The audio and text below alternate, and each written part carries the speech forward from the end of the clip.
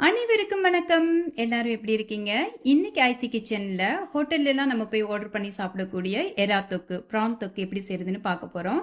காரசாரமா சூப்பரா வீட்லயே இன்னைக்கு ஆர்டர் பண்ணியாச்சு, செய்யலாம் வாங்க. இப்போ வந்து கடாயில 3 டேபிள் ஸ்பூன் நல்லெண்ணெய் சேர்த்துக்கலாம். 2 பட்டை, 3 கிராம்பு, அது கூடவே 1 டீஸ்பூன் சோம்பு சேர்த்துக்கலாம். இப்போ வாசனை வரட்டும், கொஞ்சம் எண்ணெயில் ஃப்ரை ஆகட்டும். ஒரு கொத்து கருவேப்பிலை சேருங்க. இஞ்சி பூண்டு விழுது 1 டேபிள் ஸ்பூன் சேர்ப்போம், அதை இடித்து சேருங்க. இதில் 4 பச்சை மிளகா நல்லா கீரி சேர்க்குறேன், நல்ல காரமான பச்சை மிளகா. இஞ்சி பூண்டு விழுது இடித்து சேர்க்கும் போது நல்ல வாசனை, விழுது போடும் போது அது ஒரு சின்ன வித்தியாசம் இருக்கும். ஸோ நம்ம வந்து இடிச்சே சேர்த்துக்கலாம். இப்போ நல்லா ஃப்ரை ஆகி வாசனை வரட்டும். வெங்காயம் 1 வெங்காயம் 1 1/2, ஓகே, அதையும் நல்லா பொடிசாக பொடி பண்ணி இதில் சேர்த்துடலாம்.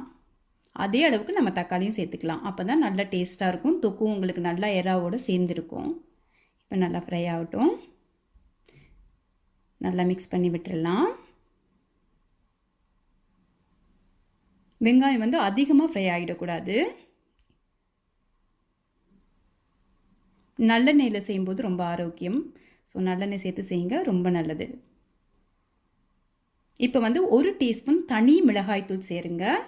அது கூடவே 1/2 டீஸ்பூன் மல்லித்தூள், 1/4 டீஸ்பூன் சீரகத்தூள், 1/2 டீஸ்பூன் மஞ்சத்தூள் போதுமானது. இது எல்லாத்தையும் நல்லா இந்த ஆயிலில் மிக்ஸ் பண்ணி விடலாம். அந்த வாசனை கொஞ்சம் போகட்டும்.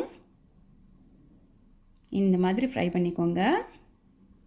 எப்போவுமே தூளெல்லாம் போட்டு செய்யும்போது மிதமான தீ வச்சுக்கோங்க. 1 1/2 டொமாட்டோ, அதாவது தக்காளி வந்து 1.5 நான் சேர்த்துருக்கிறேன். பெரிய தக்காளியாக எடுத்து அதை இந்த மாதிரி பொடுசாக கட் பண்ணி சேர்த்திங்கன்னா சீக்கிரமாக வந்து நமக்கு தொக்கு வந்துடும். நல்லா மிக்ஸ் பண்ணி விட்டுடலாம். இப்போ பாருங்கள், இந்த எண்ணெயெல்லாம் நல்லா மேலே வரணும். இந்த நல்லெண்ணெயெல்லாம் நல்லா மேலே வந்து வெங்காயம், தக்காளி, இஞ்சி பூண்டு இதெல்லாம் நல்லா சேரணும். இப்போ பார்த்தீங்கன்னா 500 கிராம் எறா எடுத்து நல்லா நான் கழுவி மேல் பகுதியெல்லாம் க்ளீன் பண்ணி குடலெல்லாம் க்ளீன் பண்ணி செம்மையாக ரெடியாக்கி வச்சுருக்கேன். இந்த எறாவை அவர் ஜம்முன்னு உட்காந்துருக்காரு, சூப்பராக ரெடி பண்ணியாச்சு. இவரை நம்ம அவர் தலைமையில் கொட்டி மிக்ஸ் பண்ண வேண்டியது தான். இதே மாதிரி க்ளீன் பண்ணி வச்சுக்கோங்க. நம்ம கொஞ்சம் மஞ்சள் சேர்த்து மிக்ஸ் பண்ணி வச்சுருக்குறோம். இப்போ இதை அப்படியே சேர்த்துடலாம், ஏன்னா நல்லா நம்ம கழுவி நீட் பண்ணிட்டோம். ஓகே, இப்போ பாருங்கள், நம்ம தொக்கு சூப்பராக ரெடி ஆகிருக்குது. 1 டீஸ்பூன் உப்பு சேர்த்துக்கலாம். இப்போ தான் நம்ம உப்பு சேர்க்குறோம். நல்லா எல்லாத்தையும் சேர்த்து கலந்து விட்டுக்கலாம். இந்த தொக்குவோட நம்ம எப்படி இந்த தொக்கை செய்கிறோம், எவ்வளோ பொறுமையாக செய்கிறோம் அப்படின்றது தான் ரொம்ப முக்கியம். நீங்கள் எல்லாத்தையும் பொடுசாக கட் பண்ணிங்கன்னா சீக்கிரமாக வதங்கிடும், சீக்கிரமாக நீங்கள் செஞ்சிடலாம். இப்போ சூப்பராக ரெடி ஆகிடுச்சு. இதை தூக்கி அவர் தலைமையிலேயே கொட்ட வேண்டியதான். கொட்டியாச்சு. இப்போ இதெல்லாம் நல்லா சேர்த்துட்டு அடுப்பு கொஞ்சம் அதிகமான தீ வச்சு நல்லா மிக்ஸ் பண்ணி விடுங்க. இன்னும் ஒரு 1/2 டீஸ்பூன் உப்பு சேர்த்து, முதல்ல நம்ம 1 டீஸ்பூன் உப்பு சேர்த்துருக்கோம். இப்போ இந்த 1/2 டீஸ்பூன் எதுக்குன்னா எறாவில் நல்லா பிடிக்கிறதுக்காக.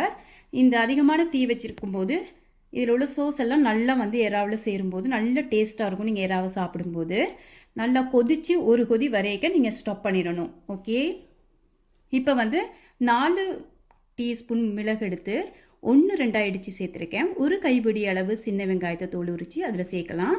அது கூடவே ஒரு கொத்து கருவேப்பிலையை ஃப்ரெஷ்ஷாக நல்லா கிள்ளி, அதாவது வந்து பிச்சு பிச்சு சேர்த்தோம்னா நல்ல வாசனை வரும், நல்ல அருமையான டேஸ்ட்டாக இருக்கும். வெங்காயம் சின்ன வெங்காயம் கடிபடும் போது சூப்பராக இருக்கும், அதுக்காக தான் நம்ம சேர்க்குறோம். இப்போ வந்து ஒரு லெமன் எடுத்து இந்த மாதிரி நல்லா மசாஜ் பண்ணிவிட்டு கட் பண்ணி இவர் மேலே சேர்த்துடலாம். இப்போ பார்த்தீங்கன்னா நான் அடுப்பு ஆஃப் பண்ணிட்டேன். இந்த கடாயோட சூட்டில் தான் இது கொதிக்குது. இப்போ முடிஞ்சுது.